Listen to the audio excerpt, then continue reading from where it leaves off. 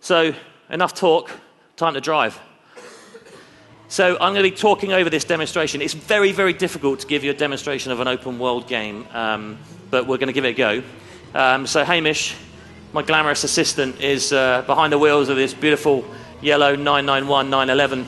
And the first thing he's to do is pulls up to a car. And how do you jack it? You press a button and off you go. So we switch your cars and we mark it on the map for you so that you can come and find it for you in come and find it again. And all of the systems that I'm going to start showing to you are active all the time. So if Hamish there's my beautiful face from a long time ago. Hamish clearly wants to try and take me on. So the thing about billboards, you might need a bigger run-up, Hamish, if you want to beat me on that. So there's competition around every corner. We have the speed cameras, which are tracking your speed through them. We've got the billboards, which track how far you jump through them. Races obviously track your fastest time. And then we have some other discoverables, such as security gates as well, which reward players for their discovery. And Autolog is running on each of those. Autolog's running on the tracking of how many cars you found as well. And this is really cool, right? Because we know that in driving games, we've all got someone on our friends list who is just like the Stig. There's a particular guy in the office called Matt Follett, Professor Follett. He just destroys everyone's time. But here I've got different ways that I can compete with Matt. I can, maybe I can take it now. I'm going to start putting my face on the billboards. He may be faster than me in the races, but he's going to have my ugly mug looking down at him around the city. So, as Hamish is rearranging the front end of that Mitsubishi, we'll take a tour around Fairhaven. So Fairhaven, we've got an open world. The entire world is open, as well as the game structure.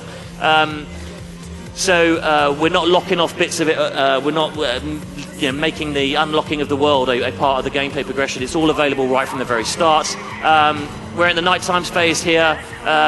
It's a full day and night cycle is available, and you can see that some of the billboards actually that haven't been collected. So BioWare, EA Sports, Visceral, DICE, we've got their signage up there, and the idea is to smash those things down and collect the billboards. So that's how you know when you haven't collected a particular billboard. Actually, do you want to spin it round, Hamish, and go back and review that speed camera? Actually, jack into that. You got a lovely car, just a very serendipitous turn there. So these beautiful cars that normally you would have to play for hours and hours and hours, just go and find them. As we introduce the car to you, we tell you what mods it's got on it. We also will throw up the races that are available. So one of the things that we've reprised from Paradise is a concept called Easy Drive.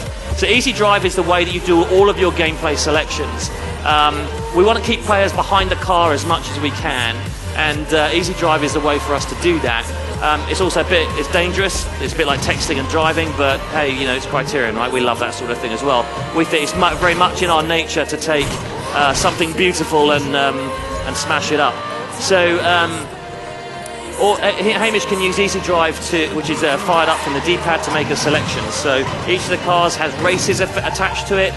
Those races are can be when those races are won, you'll earn mods for those particular cars. So even nitrous, you'll go and attach to your car. You might want to go and get some off-road cars. That's quite a low-slung exotic, and that won't perform very well on the off-road surfaces. So we've made a big change to our handling systems. Clearly, Criterion is known for very accessible car handling, and that remains the case. There's another. Are you going to take me on, are you, Hamish? Okay. Yeah. So that's another example of where Autolog is injected into the world. So we want, it's an open world. We want to reward that discovery. So it doesn't make any sense for us to pull you away from that to see the results of your comparisons amongst your friends. This is one of the first races in the game. Again, we're trying to break a few conventions here in terms of what we're putting on the screen and how. But again, all of those systems, even though you're in a race, the speed cameras, the billboards, the security gates, the collection systems are still active right now. Actually, Hamish, do you want to leave this event and we'll go and do something else? So with Easy Drive, you just leave the event. and the race will then blend away, and you can go off and do something else. So it's just trying to keep you behind the car, try and keep the systems as seamless as possible, and responding to when you want them to work. Actually, fire up Cold Burn, and we'll try a high-speed run down to another part of the race. Oh look, there's a car in there. It's distraction gameplay that we call it. So you see a billboard with someone's face on it. I might be doing a race. Oh, I want to go and get that. Or hey, look, there's a car over here. This is what we think is really important about an open world: is to have this freedom and variety available to the player, and to have and to have the game respond to their choices. For them changing their mind on something to do as and when they make that selection. So we haven't come across many of them just yet, but the Fairhaven Police Department are an ever-present character in the city, and they are there to try and enforce the rightful order in the world, which clearly we don't want to do. So if you come past one of the cops, you'll get into a chase. If you crash into them, that's going to form a chase as well. But they're there and they will follow you wherever you can go. So you'll see a little bit as we continue this demo. But we've opened this world. It's not just about the road network itself; it's the off-road areas as well. And the cops will follow you there too. So wherever you think you might be smart in getting away, that's you using your knowledge of. Oh, here we go. We're in a chase right now. Actually, it's quite quick. You're too fast for them, Hamish. So the cops can be lost very easily at heat level 1, but you'll earn more speed points when you start taking them on. So the length of time you spend in the pursuit, obviously beating up on the cops is going to escalate your heat levels, and they'll start to bring more faster cars, tougher vehicles, roadblocks and spike strips to the chase. So that the pursuits are another great way for you to be earning speed points, and as you escalate, and to actually secure those pursuit points, you need to go get yourself into a great hiding spot and get yourself into a cooldown. So even though Hamish is driving, he's found his way to this event. So even as he's on the way, he's earning milestone rewards. He's progressing up through the speed walls on particular speed cameras, let's say. All of those systems are in place at any point in time, so players are really getting, the game can really respond to what they want to do when they choose to do it. So let's run through this event. This is one's called Cold Burn. See if you can beat my time, Hamish.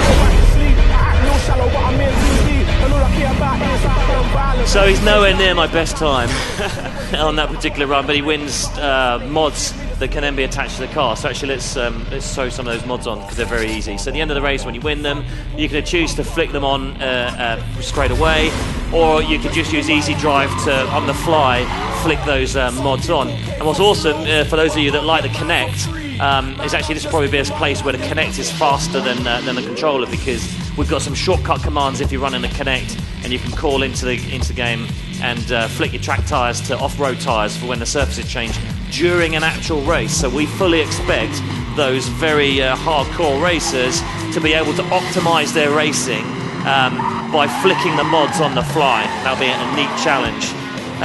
So actually, while we're in this area, Hamish, let's take us on the tour of some of the areas that are perhaps off the beaten track.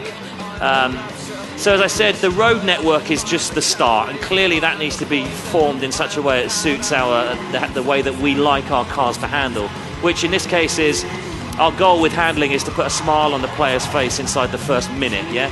These cars are set up for you to be able to drive them how you think you can drive. But that's very different from how they might drive in real life. So we want players to feel like they can get the back end of this Porsche out around a corner at 150 miles an hour with a great big smile on their face, but it also needs to be able to respond at low speed as well. And so that's the challenge that we gave ourselves with this particular open world. And as you can see, it's not just the road network, it's wider than the road network, it's in, out, through, on top of buildings as well. That all comes into play, particularly in pursuits when you're trying to shake off perhaps a heat level 6 pursuit. Use your knowledge of the world in order to do so. And some of our multiplayer. Once you get into the multiplayer, an hour in multiplayer will take you on a journey of the world that you'll have never, just wouldn't have come through if you, unless you were taken on that. So it's the open world. We learned a huge amount on in Burnout Paradise, and we learned a huge amount through Hot Pursuit in terms of how players play a game and how the competition, the friendly competition, is automatically generated for you by having your friends integrated tightly into your game, really drives the enjoyment levels. So all of these areas you see are much we've built a huge amount, more than we've ever done before. This is what an open world really means for us. I can go anywhere, and the places where I expect to be able to go, I can go. So I think we're running about up to our limit. So I think we'll call an end to the demo there, Hamish. We're going to run one more trailer, and then we're going to go and take some questions.